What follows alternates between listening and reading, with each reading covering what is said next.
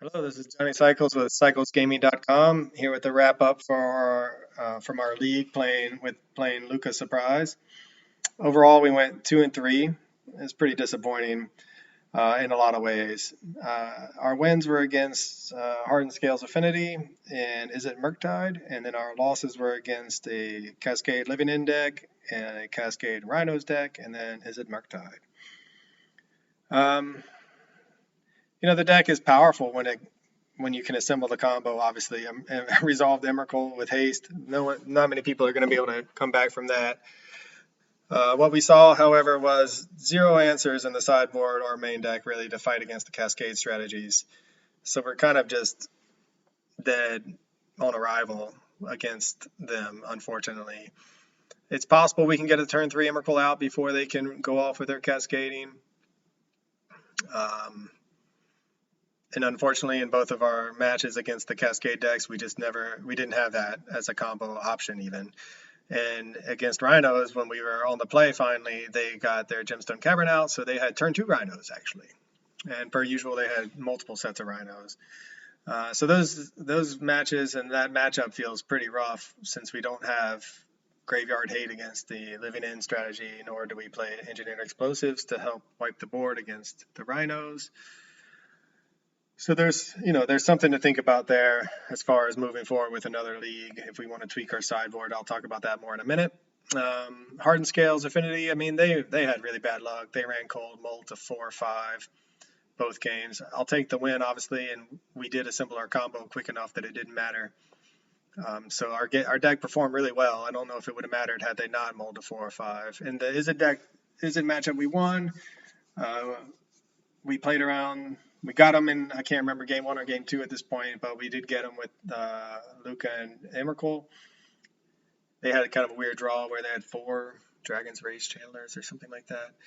And then we resolved Lukka and got an Emrakul down. And then in the third game, I believe it was, we played around their counter magic, drew out the counter spell with a Fable, and then stuck a Lukka and won.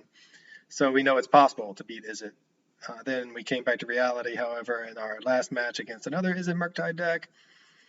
And I swear sometimes it feels like the Magic Gods just frown upon you, especially the Jank. 2-2 going for just a 3-2, it's a humble 3-2, a humble winning record. And opening 7 is 0 lands. Our second 7 is a single mountain and 3 hierarchs. And you just start in behind the 8 ball already, mold to 5, playing against one of the best decks in the format. And yeah, they got their game 1. Game 2, we had a mull of 6 again. We got to the point where we had a flipped Fable of the Mirror Breaker, and we were going to resolve Lukka and get the Emrakul down. They had Subtlety to put the Lukka back on top, and we had one card. They had one card in hand. They drew Unholy Heat, killed the backside of Fable of the Mirror Breaker, and then played a Murktide. So they either drew the Unholy Heat or drew the Murktide. Either way, extremely lucky there off the top for them. Extremely unlucky for us. That's how it goes sometimes. And as I mentioned in that match, we play small sample sizes here. I don't have all the time in the world. This is a one-man show here at CyclesGaming.com.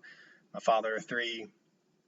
I play when I can. It's about 10:36 on a Monday night. I got my kids to bed about an hour ago, fighting to stay awake, so to speak, although really excited about that win against Is It. Got me going, got the blood pumping. So anyway, I can't play league after league to both super refine these decks and also show you lots of different gameplays, at least not quickly. So I will come back to Lukka Surprise, tweak the sideboard a little bit. Let's talk about that right before we go. As far as changes to the main deck, I mean, the One Ring in theory seems like a powerful card in this combo and digging for our pieces, but in reality, I just never really saw it, never got to play it. Maybe it is powerful, but I'm kind of have the sneaking suspicion that it is unnecessary, that either we want to go up another Bitter Reunion or we want to go up some removal. Now, the sideboard, because we only play the 4 Lightning Bolts, right? And sometimes, you just want to kill the opponent's Ragavan. Or maybe we main deck something like Tameo Safekeeping. I don't know. That's probably a little bit too deep. All right, so as far as the sideboard goes, Brotherhood's End and Force of Vigor feel like necessary evils against Pithy Needle, which totally shuts down our game plan. Excuse me. I love Brotherhood's End, but maybe it's just unnecessary. It just doesn't do enough. Maybe we cut those for a braid, just a braid just for the pithy needle or spot removal. It didn't do anything against the Dashed Ragavan. Murktide has enough counter magic anyway. It's a sorcery speed. We have to tap out for it. It kills our own mana dorks. In a perfect world, yeah, board wipes Affinity, but they can rebuild quick enough. And also, if we're fast enough, we don't need it. Against the food decks, similar, I used it, board wiped them, they rebuilt without a problem. We hope just to be faster. So I think maybe we make room for ley lines or some sort of graveyard hate by cutting the Brotherhood's End. Blood Moon, great against Tron and Amulet Titan in the right spot. We won a couple matches against them on the back of Blood Moon, so it's tempting to cut it after not seeing it in our league, but I'm not sure we would want to do that. So that leaves the Ulamog, which it is nice to have a second win condition, but we just didn't play any decks that were running Surgical Extraction. We played Mill in one of our practice games, which made me think we might want to have a second big fatty to go cheat up with Lukka, but maybe we cut that, maybe cut a single Blood Moon, cut the Brotherhood's End, maybe cut one Veil of Summer. So that's 5 cards, bring in a couple of braids to go with the Force of Vigor and maybe some graveyard hate, and then just hope to be faster than Rhinos, because Engineered Explosives just feels, again, like maybe too slow, playing catch up, not what we want to do. We do have Noble Hierarchs, so we could splash, put in a single tri-land with white, Jetmir's Garden or whatever, and splash for whatever the card is. I can't, Hallowed Moonlight or something that would prevent the tokens from entering the battlefield, if I'm remembering correctly. Again, that just seems like maybe going too far down the rabbit hole to improve a matchup against arguably one of the best deck in the format, but one that you might see once a league.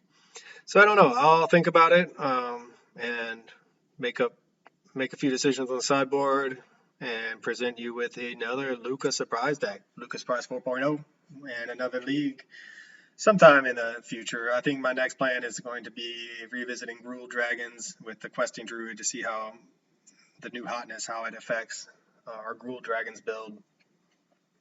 So anyway, that's Lukka Surprise. I hope you enjoyed the videos, and thank you so much for watching and reading. Check out their article on cyclesgaming.com, and as always, this is Johnny Cycles, and I'll see you next time.